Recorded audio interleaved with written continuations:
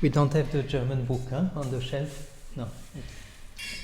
But we don't have text on the phone. Hmm? We have text on the phone. Okay. So we can recite. Okay. So we are reading today verse 20, 21, 22, 23. So I think because 21, 22, 23 is quite long, we will sing the verse 20, which is actually quite, it doesn't have any purport, but is quite relevant, quite interesting. So maybe we can have word by word first. Please repeat after me.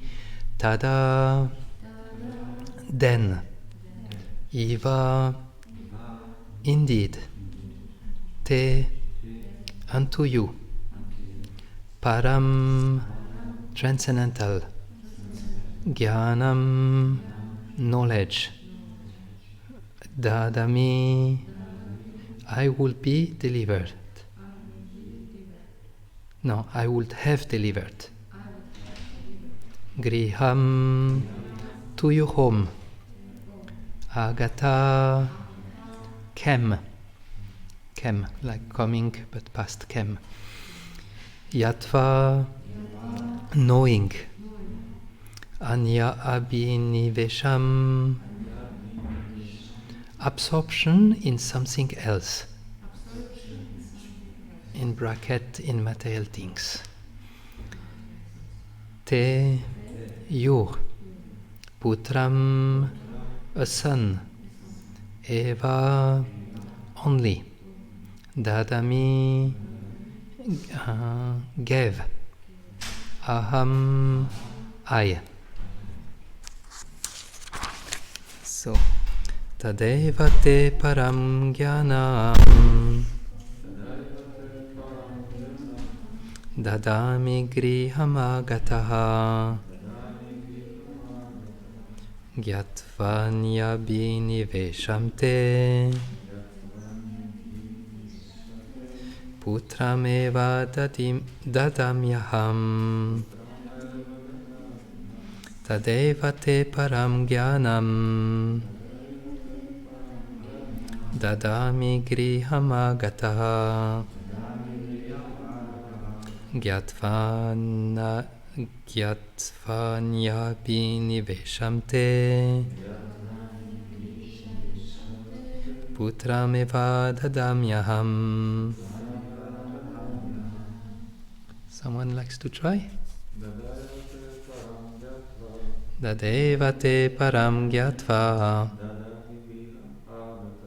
Dadami griyamagata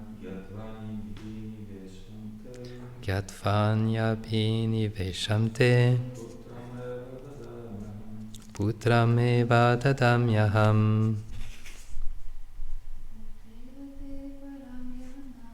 Tadevam devtaram jnanam Dadami griyamagataha Gyatvana biniveshamte Putrameva dadamyaham. Thank you. So this is still a discussion. Narada and Angira, they are instructing King Chitraketu, and they are now speaking to King Chitraketu. Translation. When I first came to your home, I could have given you the supreme transcendental knowledge.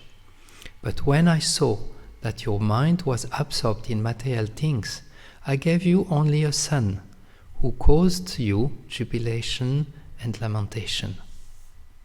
Which is quite interesting. He was coming to give the knowledge to King Chitraketu, to help King Chitraketu, but he saw he was just fixed into having fulfilled material desire to be fulfilled. He wanted to have a son. So Angira and Narada understood, okay, better we give him what he wants, because his mind is somewhere else. He will not be able to receive the knowledge we want to give. His mind is somewhere else. So better we help him fulfill his desire, and maybe later he will be able to take it. And that shows how amazing the Vaishnavas are. or guru, let's say, or saintly person, how good they know what is the best for his disciple. I heard yesterday memory of Radhanath Swami, Srila Prabhupada memory of Radhanath Swami. And Radhanath Swami was living in Vrindavan, and Prabhupada was in Vrindavan, and all the devotees were there with Prabhupada in Vrindavan, and they all wanted Radhanath Swami to join and become more active in the movement. But Radhanath Swami was always like a little skeptical to join or to go too close. And there was one instance where Radhanath Swami was every day he would go to the room of Prabhupada in the afternoon, and Prabhupada would meet with some friends from Vrindavan and like this. And it was said that no devotee should be there with Prabhupada, everyone should go out and do Harinam. But Radhanath Swami was there every day, even though the word that no devotee should be there.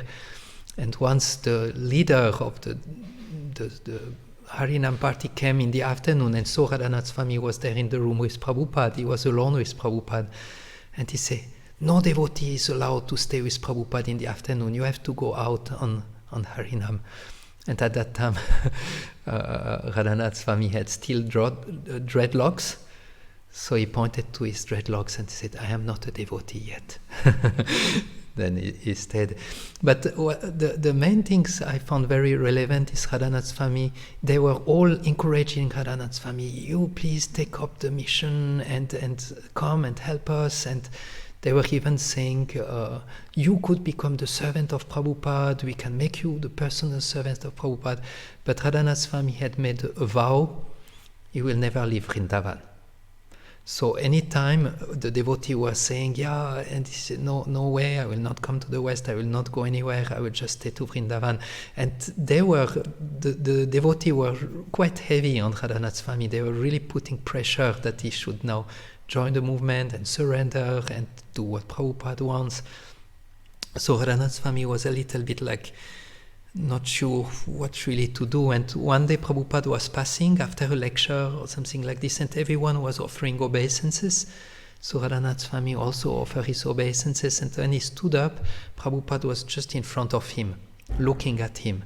And he said that was the heavy glance. Prabhupada was super sober, how you say, grave, extremely grave. And Radhanath Swami said, he was scanning me. He said it was maybe 20 to 30 seconds, but it seems to be a long time. He was looking at me. And then he asked Radhanath Swami, since how long are you in Vrindavan? And Radhanath Swami was shaking. He knew. And he said, I'm here since 6 months. Then Prabhupada kept a little more silent, and then he gave like a huge beaming smile to Radhanath Swami and said, Vrindavan is so nice. And then he left. And at that time, Radhanath Swami felt, wow, Prabhupada understood what is in my heart. He really understood what is in my heart. And he said, now I'm ready to go to the West. Now I'm ready to do whatever Prabhupada will. So I thought how amazing the spiritual master know so well how to deal with every particular disciple, and always in a mood of encouraging. Always seeing where the disciple is, what the disciple need, and always finding a way to encourage him further in his devotional service. So that was here also the case with Narada Muni and Angira Muni, who understood we cannot give him any instruction. He is just preoccupied to have a son. It will not work.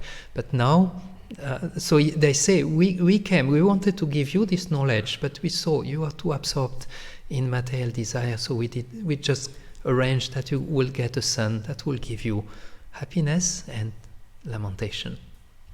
And then we have, because we don't have purport on this, we will read the next verse, which is 21, 22 and 23. We go directly to the translation. My dear king, now you are actually experiencing the misery of a person who has sons and daughters.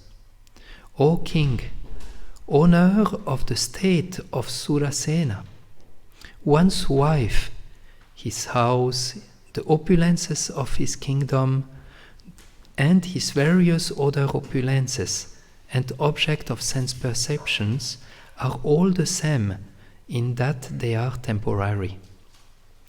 One's kingdom, military power, treasury, servants, ministers, friends and relatives are all causes of fear, illusion, lamentation and distress.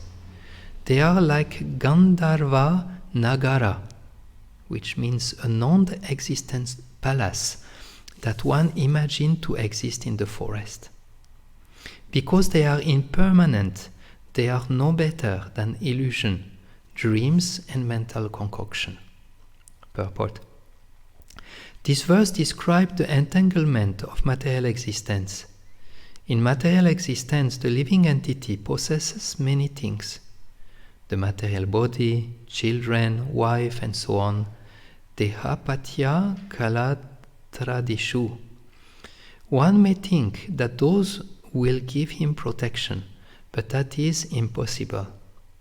In spite of all those possessions, the spirit soul has to give up his present situation and accept another. The next situation may be unfavorable, but even if it is favorable, one must give it up and again accept another body. In this way, one's tribulation in material existence continues. A sane man should be perfectly aware that those things will never be able to give him happiness. One must be situated in his spiritual identity and eternally serve the Supreme Personality of Godhead as a devotee. Angira Rishi and Narada Muni gave this instruction to Maharaj Chitraketu. So the verse one more time. When I came first to your home, I could have given you the supreme transcendental knowledge, but when I saw that your mind was absorbed in material things, I gave you only a son, who caused you tribulation and lamentation. My dear king, now you are actually experiencing the misery of a person who has sons and daughters. O king, owner of the state of Surasena, one's wife, his house, the opulence of his kingdom, and his various other opulences and object of sense perception are all the same in that they are temporary. One's kingdom, military power, treasure, servant, ministers, friends and relatives are all causes of fear, illusion, lamentation and distress. They are like a Gandharva Nagara, a non-existent palace that one imagined to exist in the forest. Because they are impermanent, they are no better than illusion, dreams and mental concoctions. If you like, you can join me in prayers. Om Jnana Timirandasya Jnananjana Shalakaya Chakshur Militam Yena Tasmei Shri Gurave Namaha Sri Chaitanya Manobishtam Stapitam Yena Bhutale Svayam Rupa Kadamayam Dadati Svapadantikam He Krishna Karuna Sindhu Dinabandho Jagatpate Gopesha Gopika Kanta Radha Kanta Namostute Tapta Kanchana Gorangi Radhe Vrindavaneshvari Vrishabhanu Sute Devi Pranamami Hari Priye Jayatam Surato Pangor Mama Manda Matergati Matsarvasva Padam Pujo Radha Madana Mohano Jaya Sri Krishna Chaitanya Prabhu Nityananda Shri Advaita Gadadhar Shivasati Gaura Bhakta Vrinda Hare Krishna Krishna Krishna Hare Hare Hare Rama Rama Rama Hare Hare Vanchakalpa tarubhyasya kripa sindhubhya evacha patitanam pavanebhyo vaishnavebhyo namo namaha. I was born in the darkness of ignorance, but my spiritual master with the torchlight of knowledge has opened my eyes, and therefore I offer him my most humble obeisances.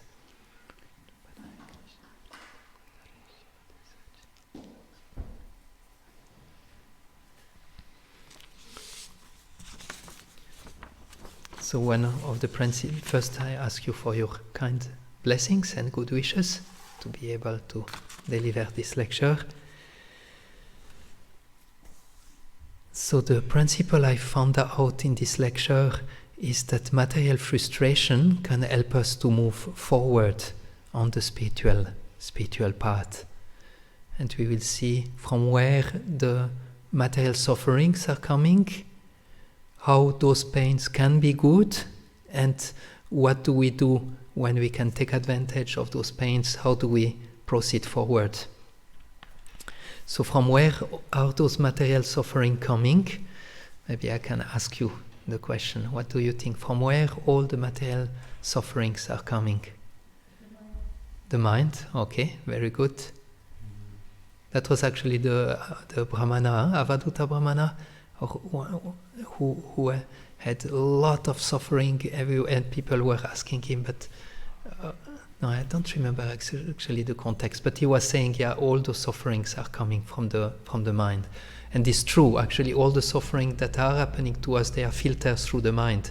And they are, even what is coming to our body is going through the mind, and we experience it also in the mind. Okay, anyone else? Any other suggestion where all those sufferings come from? Ignorance. I cannot. Ignorance, okay.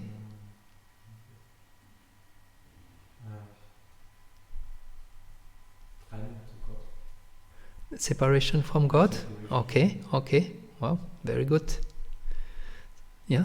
We read in the Berber that we had regarding about the Hidayataka. Okay, the three main sufferings. Okay, very good.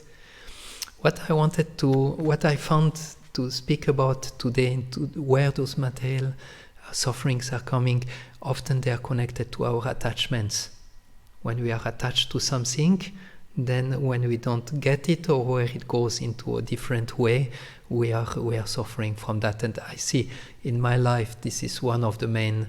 Often when I suffer, I can retrace, okay, from where is the attachment? And okay, because of this attachment, the suffering is coming. Many answers could be said on that. Often the attachment to enjoy and control. This is like also to the main roots of the false ego. Attachment to enjoy and control this material world. Attachment to our body, attachment to our concepts. So often actually we think things should be done like this or like that, and then it doesn't work the way we want, and then immediately we suffer because we were attached that the things will go in such a way or such a way. At least in my life this is very prominent. Also in the verse we hear that wife, children, home, those are like very, very powerful attachment that we have, and those are often giving us trouble. I heard from Narayani a lecture. She was Narayani Mataji from Vrindavan. She was giving a lecture on this verse, and she was saying that she was speaking to few older generation devotee who had children, and she was asking, okay, so how is your child helping you? And few of them were saying, he's not helping me, he's just asking me for money when he needs something, but he's not actually helping me. And she was saying, I mean, usually it should be the other way around, but you can see even those that we love in family, sometimes they might be actually making attachment in our heart, and also often we have expectation toward them, and then we are suffering because it doesn't go in those way. So any time actually we are suffering, we can check out and retrace from where is the attachment be. And often it can be also just the attachment to our own body and attachment to our own mind. So that was the entrance where the sufferings are coming from. And I was thinking also that, I think it's quite clear that we we even practicing Krishna consciousness, even practicing since many years, for some of us, we are still experiencing those pains that are due to attachments. And one thought I had is, how did I put that together? Yeah, it actually doesn't fit here, this thought. So no need to speak about. Okay, so because of those attachment to the attachment to his material desire, King Chitraketu was actually not able to receive this knowledge. So that's like impediment. Those attachments are impediment for us to go forward on our spiritual journey. So now we will see about how the pains can be good to take us out of the dream. And there also the verses speak about this dream. The Gandharva Nagara is quoted. It's like a palace in the forest, which is actually not existing, which is totally fantasy. So he was saying all those attachment and desire that you have regarding family, regarding kingdom, they are just like illusion, like in the desert, like mirage. That's the analogy that is given to this in this verse. And Narayani Mataji also explained that we have night dreams. When we dream, when we sleep, we have dreams, and we have also daydreams. When we are actually covered by the illusion and we think we are this material body and we are playing roles, and we sometimes become just so absorbed in the roles that we have in this material world. I also heard a lecture from Bhakti, the Swami from Mayapur, who is taking care of the Gurukul. Bhakti, someone can help me? No? Bhaktivedanta Purna Swami Maharaj. And he was saying, we are dealing with the world, but we don't become absorbed in the world. This is the life of a devotee. We are doing everything, but we should not get too absorbed into the material world. So Angira and Narada saw that the king was not able to get this knowledge. He was too absorbed in his all material desire, and they thought, let's wait that he will be in another situation. And they had to wait that he was in this situation of intense pain. And then he was actually now ready in this situation of pain to receive the knowledge. There is another story in Srimad Bhagavatam. This is the story of Pingala. Anyone knows Pingala? Yeah? She was a prostitute, and one evening, as she was waiting for customer, no one came. And for a long time, hours and hours, no one came.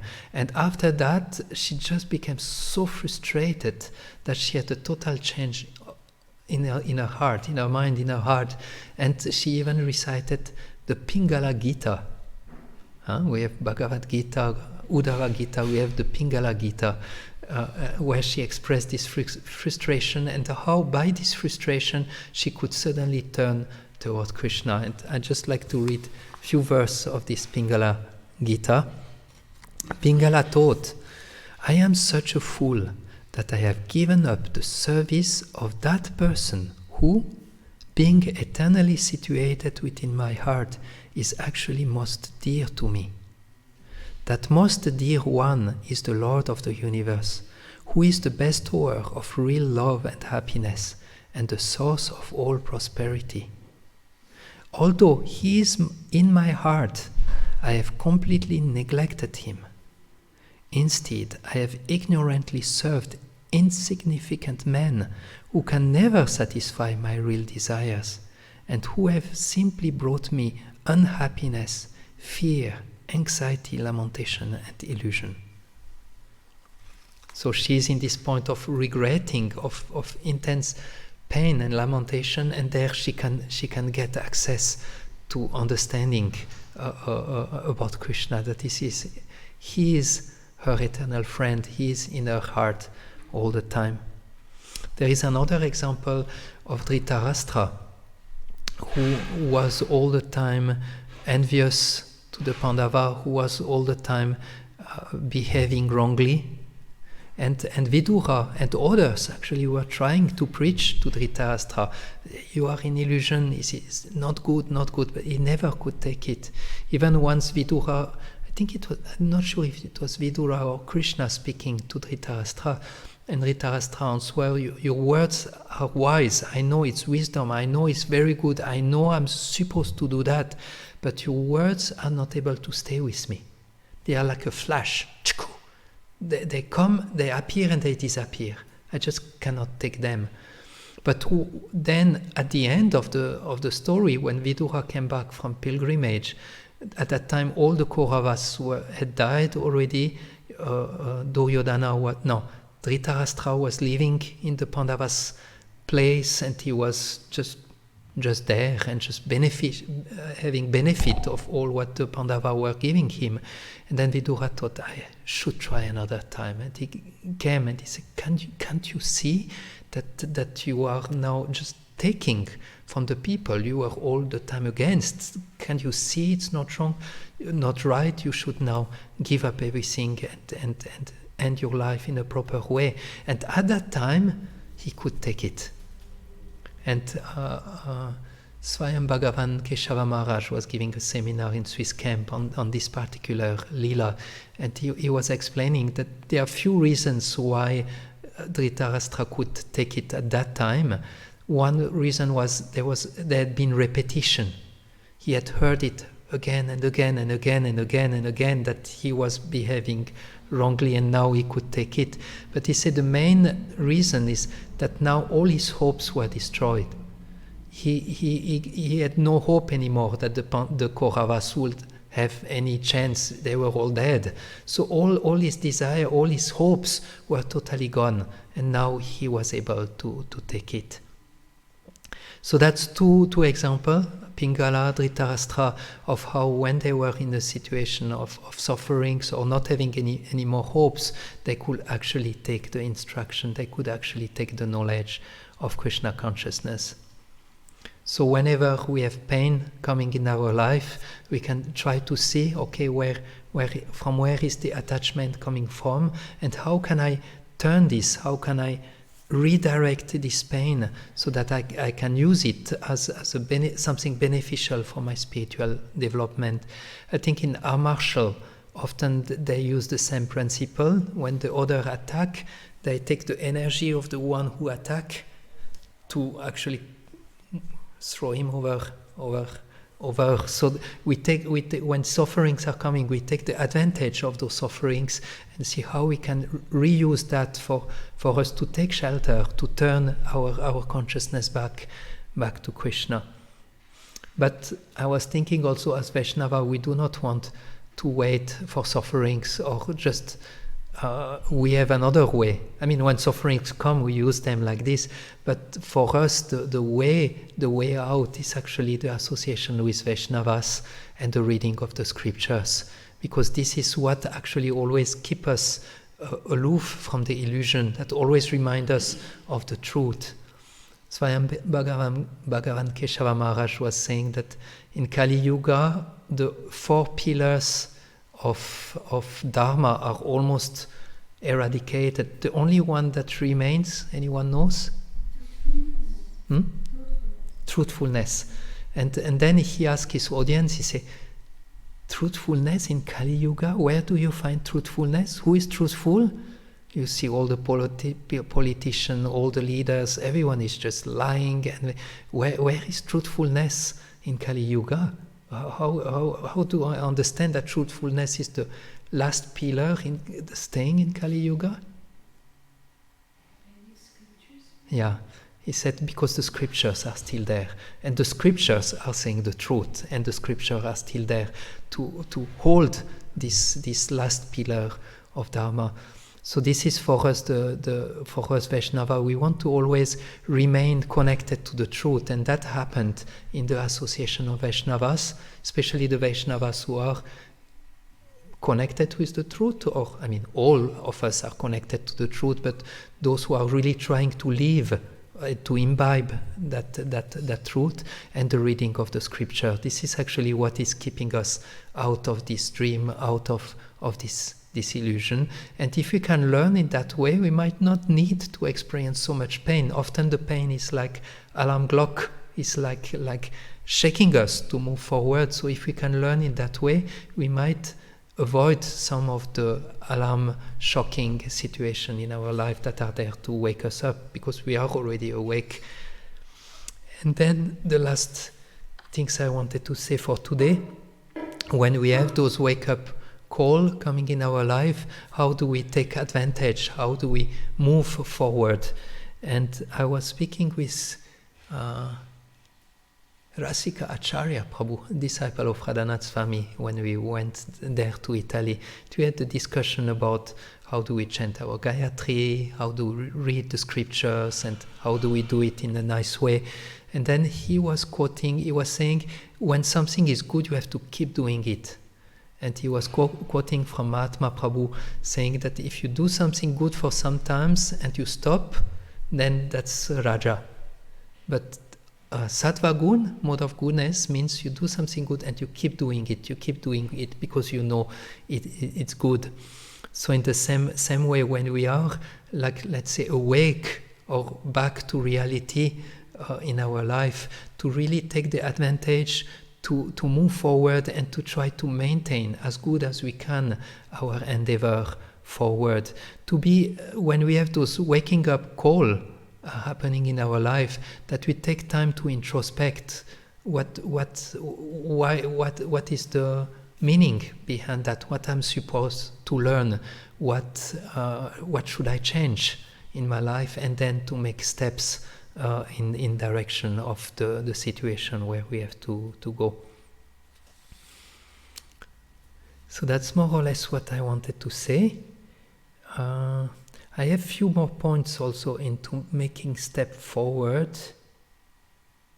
Anyway, and also some quotes, some nice quote from scripture. Maybe I also mentioned some of them. This is identity turning point. When we have those wake up call and devotional service. And here Prabhupada writes, I don't know if you noticed at the end of the purport, he has a very beautiful sentence. He says, one must be situated in his spiritual identity and eternally serve the Supreme Personality of Godhead as a devotee. So this is like one of the directions that we want to maintain and we want to keep. Obviously, we have heard many lectures on that, and we know it's not so easy to realize. But when we are actually able to make these steps of being in our real identity, it's a very strong switch in our consciousness. Last Monday we had a japa session where we were working on this Buddha Shuddhi, or detaching ourselves from the body and mind. And it's amazing when you do that, how the mind is getting peaceful, how you feel aloof from all the situation of the material world. And that's actually a practice that is known in our tradition, that it's very helpful when we do this exercise of Buddha Shuddhi, of detaching ourselves from the body and mind and be connected to our real identity of being a servant. Yesterday I was chanting some rounds and I was thinking of those points. And we know that the aim of Krishna consciousness is always remember Krishna and never forget him. But I thought it is also always remember who you are. And always remember that you are eternal spiritual soul. And always remember you have to serve the Lord. This is actually the Lord and the devotees. This is actually my real identity. So there we should try to connect as much as possible. Amarendra Prabhu in his lecture often bring the points. Every 15 minutes, every 20 minutes, try to remember many times during the day, try to remember who you are. I am eternal spiritual soul. What I'm supposed to do, serving the Vaishnava, serving the Lord, trying to do this. We want to be like this 24 hours a day, but until we reach there, trying to do as often as we can during the day. And maybe one verse I would like to bring also. It's connected also to controlling our senses, because this is also very often, Prabhupada will mention so much about sense gratification and spiritual life don't go ill together, doesn't fit, stop sense gratification. Of course, our senses need some gratification. We have to do it in proper Krishna conscious way. But at the same time, as we progress in spiritual life, we should be aware of that and try to do it as a regular daily practice. Even Nectar of Instruction start with this first verse of Vacho Vegam.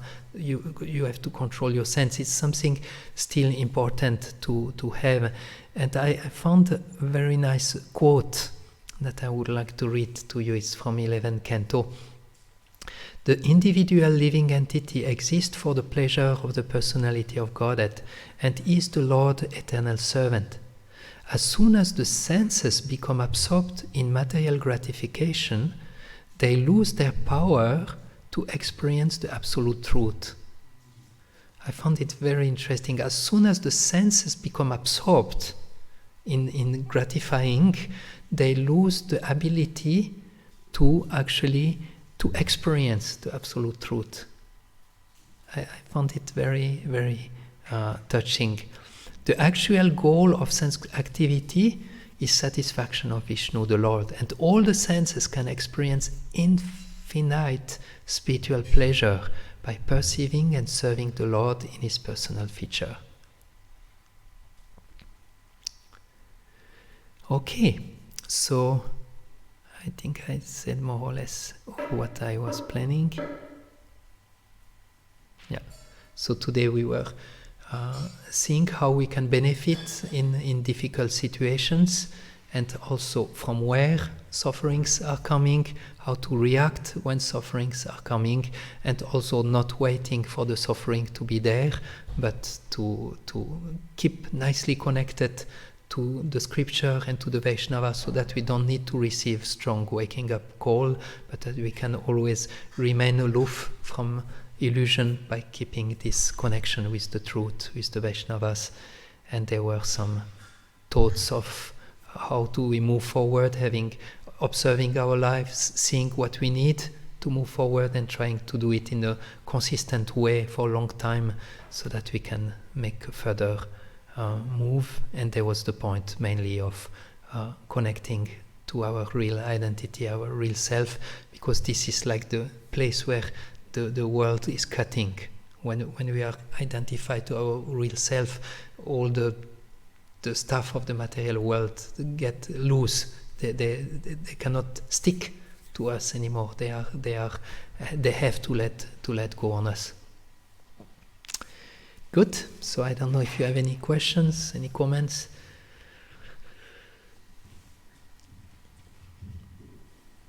Thank you for this wonderful lecture. I was just thinking, because you was mentioning Indra, and I was thinking in her case, and also I was remembering Pandavas, how much suffering, how much experience they had. And yeah, I was just wondering, because it seems that this experience are bringing to some realizations which are very important, and it seems that even such a great devotees, we cannot even compare it with Pandavas. Far away, that with knowledge, with austerities, with whatever. And that they also had to go through this experience, and in this way observe themselves, concentrate themselves, turning to Krishna. Turn to Krishna in these situations. Also, the Kunti and all this. And on the other side, I was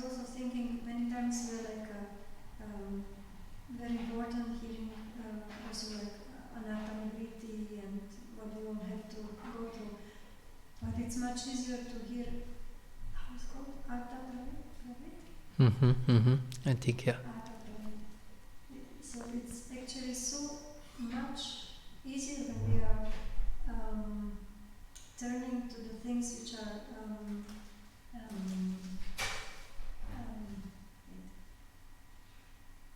favorable for spiritual life.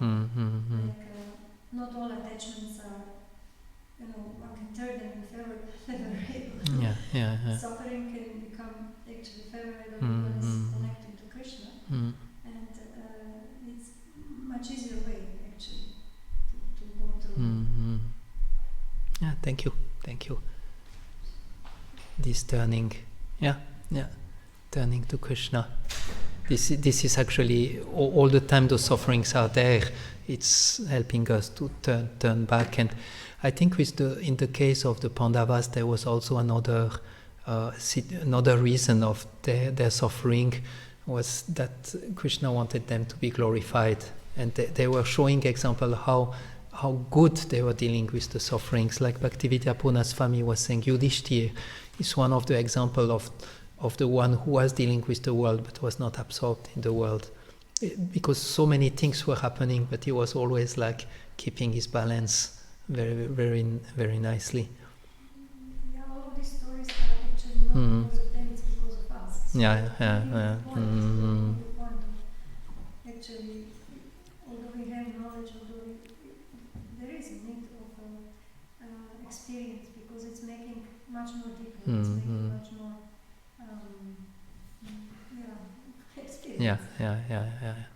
Yeah, thank you.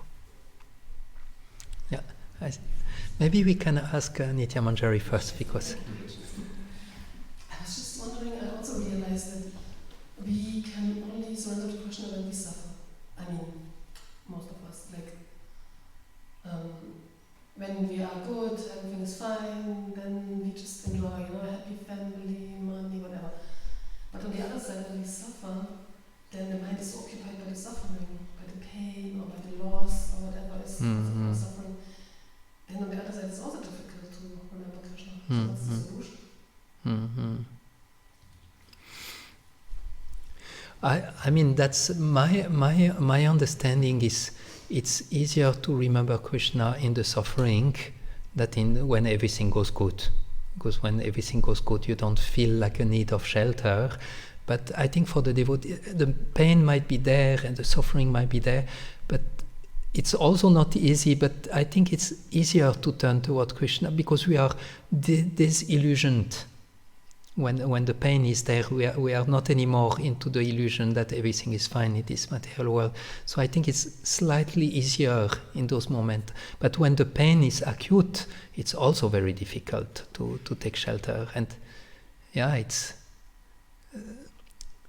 what I always think is, that's our homework. Happiness or distress, no matter what, we try to balance them, but no matter where we are in the two, we have to learn to take shelter and try to turn as much as possible to Krishna.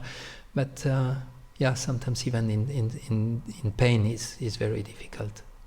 And there we see, I'm not, it's humbling. We see I'm not a great devotee. I'm practicing so many years and I'm not able to even take shelter, even when suffering is there. And then we can call it. It's easier. It's an easier way to look for shelter and to get out of this illusion. That's what I would say. I don't know if someone has another. Would you have an answer yourself? No, I was just wondering myself that I personally think that if you're materially not so well, it's better for your spiritual life. But still, I see that we as devotees, we are still trying to, isn't it?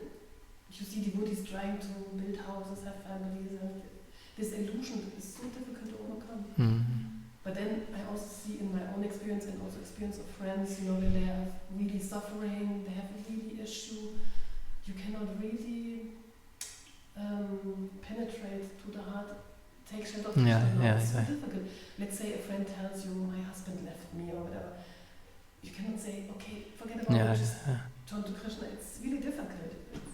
I It's had a difficult situation. I had yesterday the experience of Vejayanti having quite of a difficult moment, and I mean, I can say she went to the festival lager and she saw a huge mess and she was really, oh no, and I was trying to say, but it's okay, it's 10 years like this, it will always be like this, why don't you take it easy, and but it could not help. It could, because she was in an intensity of suffering where the suffering was too intense to get some philosophy or some things like this. So I understood afterwards, we discussed together, and she said, those moments just give me some empathy. Oh, I'm sorry for you, and oh, you feel like this and you feel like that. And then later, when it gets to a different level, then one can actually take it in a different way. But when the pain is super acute, then usually it's very difficult to think on philosophical or to see things from a philosophical perspective. Very, very difficult. And it's important to remember the pain Yeah, and understand. I see. Yeah. Psychologically, it's actually she's here. Psychologically, to look, it's really good to also sometimes just accept, because the pain is also emotion, suffering. I mean, it's depending which kind of pain. When it's bodily pain, it's a little different. But if it's suffering, then it's emotion. So if you are immediately rejecting, it's not good. It's, of course, after some times one have to see, like Pakuno Tako saying always, like we have to be balanced. You know, why we have houses, why we have this and that. It's hard. It's a process. You know, so we need to go to some things. You know, that we are able to, in the end, say. You know, if we are not going to this, then we are like impersonalists who just, you know, we can go all in the forest and it will be the easiest way to don't have attachment, to don't have sufferings, you know, but it's not our way. It's not the way. It's the way. I don't want to attack any devotee who has a house, by the way. No. It's just, I see in me sometimes also No, but I it's think, true. I don't I just have a home, and it's like, No. it's in us, you know. Yeah. No, you're true. It's really attachment that is really making just suffering, definitely. But when you are saying that, when you are happy and thankful to Krishna that there is some realization after something, but the balance is also important. If one is not bringing himself in balance with some sufferings, it will not be good for a long time. And I think also this need for marriage life, for family, and like this, it's a very deep need, and very often if we don't go through, then the mind is always restless, and that gives us, like, therefore we have the ashrams. Actually, Bhaktivedanta Purna Swami was saying we have to make Grihastha life an ashram. It should be, therefore we have those things. So for most of us, we need to go through those experience of attachment, of sufferings, and like this to mature and come to deeper in our Krishna consciousness. Thank you, very nice point. Anuradha. I listen from there. Yes. Thank you for a wonderful lecture. I was just reading Prabhupada's quote yesterday about attachment and detachment.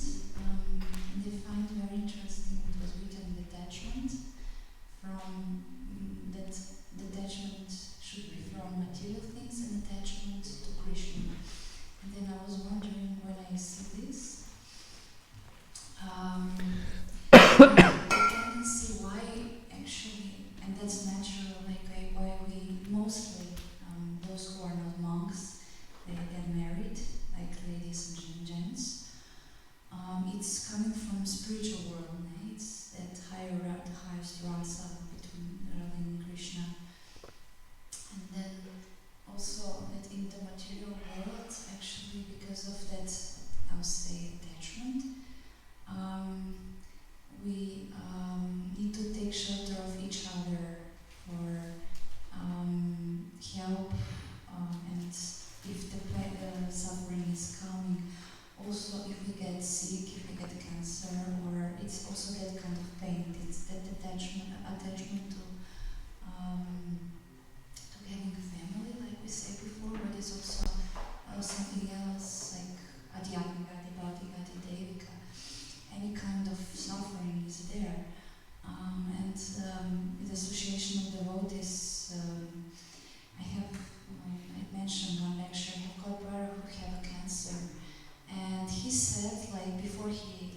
devotee. He was 36 years old.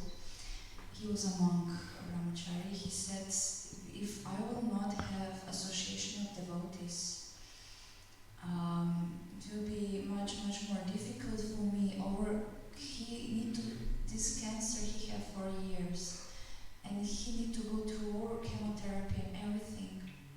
And he said, if I will not have Guru Maharaj and all devotees from the temple, I will not be as I am right now, and that consciousness. So it's so essential, actually, when we have this suffering and that attachment to certain things we have. We should also see what we have. And he said that this were helping him so much. So yeah, the association of devotees and activities with devotees. Mm-hmm. Yeah, thank you. We are actually so lucky to have devotees around us and that we can have association with them. And Bhaktivedanta Purna Swami was saying yesterday, we should appreciate so much the devotees, not only because they take care of us or they are kind with us or because we get something from them, but just because they are dear to Krishna. Just this understanding, all those devotees are dear to Krishna. This person I'm trying to serve, they are dear to him. So he was giving this point that Vaishnavas are so special, and yeah, very, very nice.